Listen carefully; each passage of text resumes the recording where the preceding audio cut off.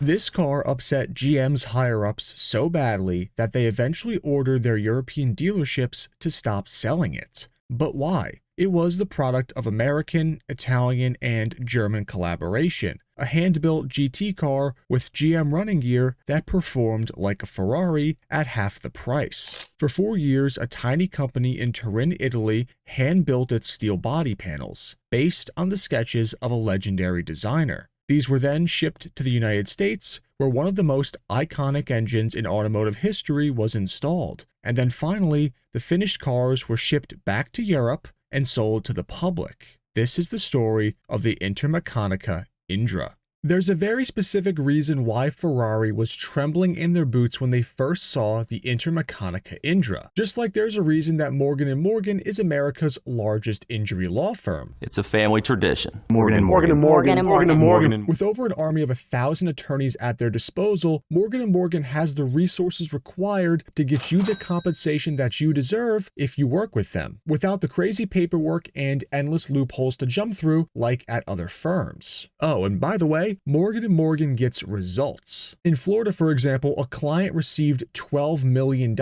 when their insurance company only offered to pay them out $350,000. And another client in Pennsylvania received $29 million after being offered just $500,000. Think about it, with that kind of money, you could buy not just one Intermeccanica Indra, but every single one of them that's in existence right now. There are hundreds, if not thousands, of cases just like these that they have worked on. In total, they have recovered over $25 billion to date, because Morgan & Morgan is dedicated to fighting for the people. And the best part is, if you're ever injured, you can feel empowered to reach out to Morgan & Morgan, because their fee is free unless they win. You can start your claim now by clicking the link below in the description, or by scanning the QR code from your phone's camera. If you've been looking for an injury law firm that actually cares, you can check out Morgan & Morgan. Thank you to Morgan & Morgan for sponsoring the video, but now let's get back to the topic at hand. The Indra's story begins in 1969. At the time, Opel, the German automaker under the General Motors umbrella, was searching for something bold to rejuvenate its image. It funded the development of a sleek concept car that reimagined its conservative diplomat luxury sedan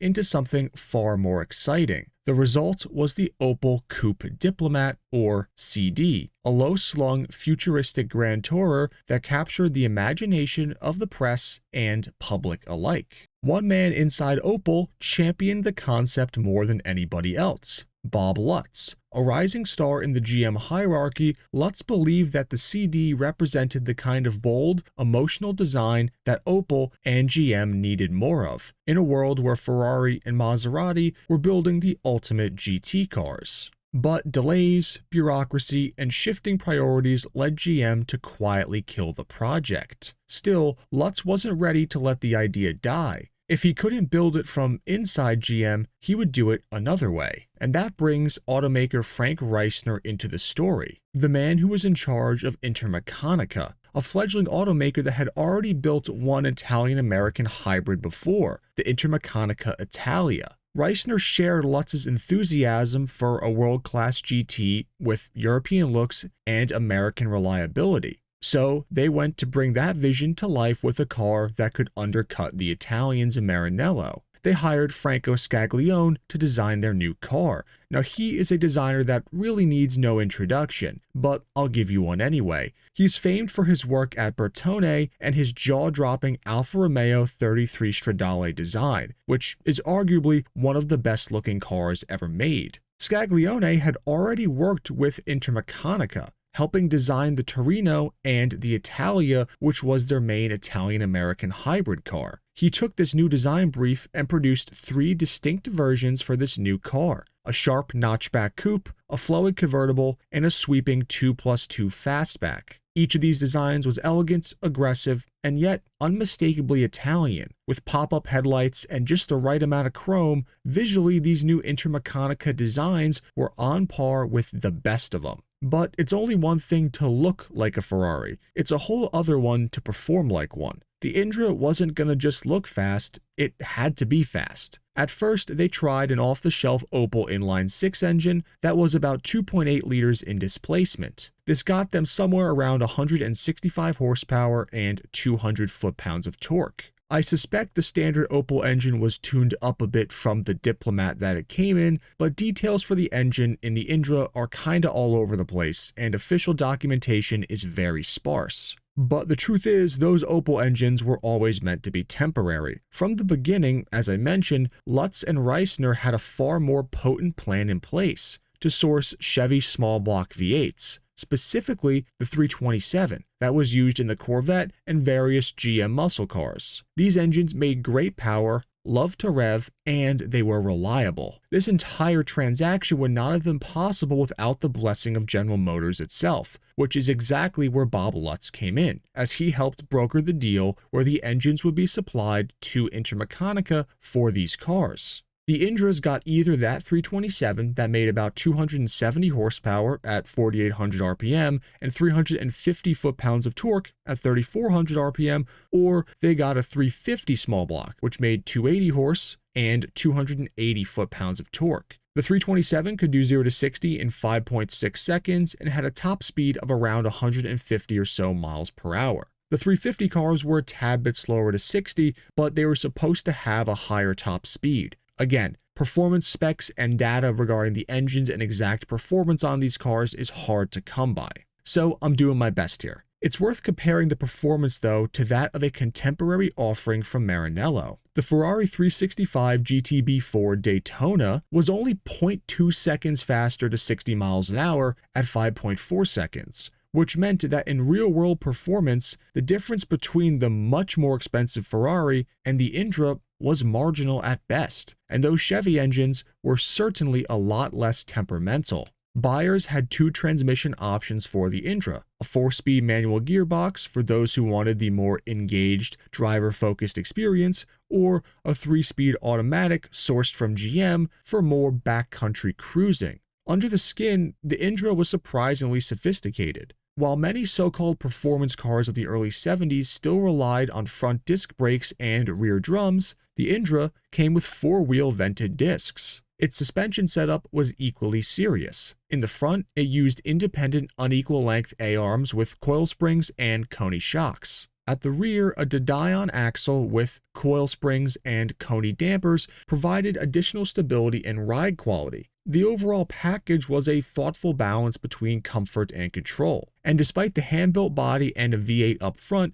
the Indra only tipped the scales at about 3,300 pounds. It wasn't a featherweight, but it was a light car for its size, especially when you consider that standard equipment included power steering, and buyers could opt for power windows and even air conditioning, which made it a very usable daily GT. Inside, the cabin was clean and purposeful. The dashboard was dominated by a full suite of gauges with simple yet intuitive switchgear. 2 bucket seats flanked a narrow center console, and a glove box provided modest storage. It wasn't lavish, but it was honest and focused. It was a cockpit built for driving. The Indras would be sold exclusively through the German Opel dealer network, and in many ways the Indra became the kind of unofficial halo car for Opel that punched well above its weight class. However, things started to go awry. In 1971, Bob Lutz got fed up with working at GM and he left for BMW, where he became the head of sales and marketing. Under normal circumstances, that wouldn't have been a big deal, but as it turned out, Lutz was more of a lifeline for Intermechanica than anyone probably thought. Under the surface, GM's leadership was very unhappy with some of Opel's policies. Without Lutz, the little support that Opel had quickly began to unravel. See, GM's top brass had never been entirely comfortable with Opel's increasingly independent direction, and they certainly weren't thrilled about an outside project like the Indra, especially one that was starting to draw comparisons to GM's own flagship, the Corvette. The Indra was basically a better, more sophisticated Corvette only sold in Europe, and dethroning the Corvette is never something that ever sits well at GM. The political winds at Opel and General Motors were shifting, and Intermechanica was about to be caught in the storm. A single order came down that sealed the Indra's fate. GM's top leadership at this point had prohibited selling GM components